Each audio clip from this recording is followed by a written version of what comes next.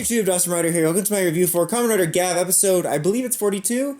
And I think this episode is meant to finish off kind of a 2 or 3-parter. I can't remember how long this was going on, but it kind of unexpectedly felt more like an end than I thought. Just because we introduced several different elements that we have going on, I thought it was going to feel more continuous, as Gavv has had multi-parters, but oftentimes they just kind of flow into each other, so it was kind of weird how suddenly this just felt like the end of a 2-parter or whatever. Obviously we still have stuff going on, but you know what I mean. But we left off, we had Valin being taken over by like this not the spell, but like the mind control Suuga. It's like mind control Russian nesting doll situation. And he was going after actual Vlam and Shoma.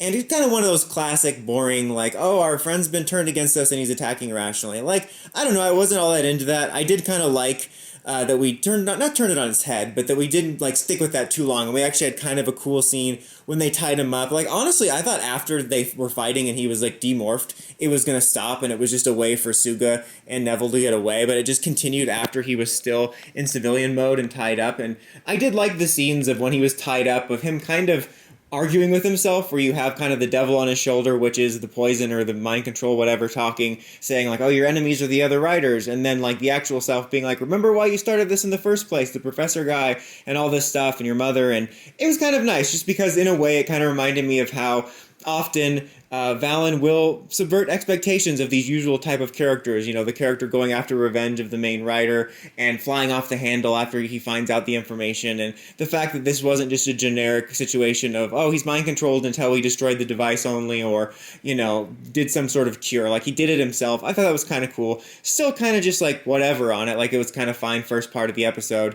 One thing I did forget to mention was it was kind of neat to see I keep mixing them up. Vram used his abilities for good. Like, he had those abilities where he was able to soothe people so that he could turn them into dark treats that we saw early in the series. And it was cool to see Lakia actually use that for good, both with Hanto and with the mass groups of people doing Leap to Our Doom. They made a big deal for a second about Sachika seeing it, and I'm curious if that will tie into something from a couple episodes ago when he worried about what would happen when she found out all the awful things he did. I wonder if that's anything, or I'm misinterpreting it, but still, that was a neat little bit of this episode. And then they discovered they have to destroy the gun, which is using the mind control abilities. And it's funny because I thought it was so stupid when they confront Neville on the beach. Like, Shoma says out loud, we have to destroy the gun. I'm like, why would you tell him their plan? I don't know if he was aware that they knew about it at that point. Regardless, a dumb move. I mean, they wound up destroying it anyway, but I thought it was a dumb move. And you have that moment where Hanto shows up and they're like, whose side he's going to be on? I'm like, I'm pretty sure I know that he's going to be on their side, and he fights Neville. And I believe, is this the first time we're seeing his granite form? Because it's a pretty sick design. I really like it quite a bit.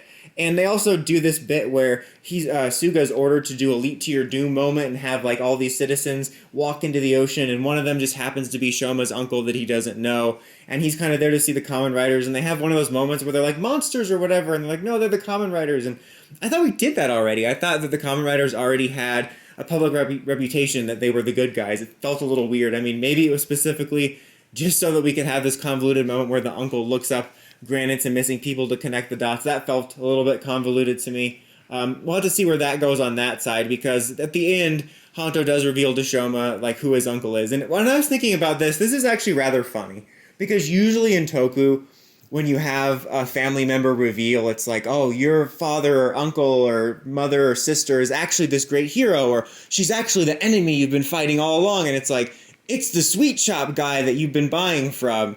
And I just thought that was kind of funny. I don't think Shoma's going to fly off the handle or be mad about it, but it is kind of an odd storyline.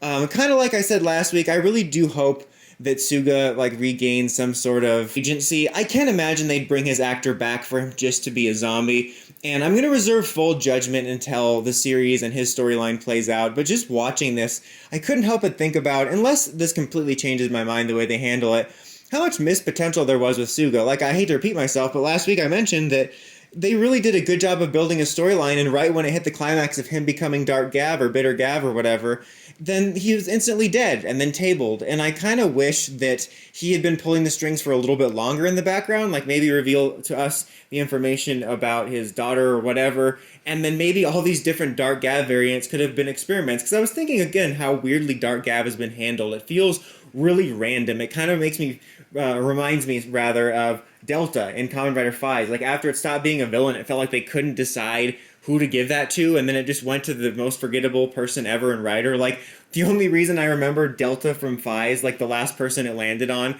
was because he was so forgettable.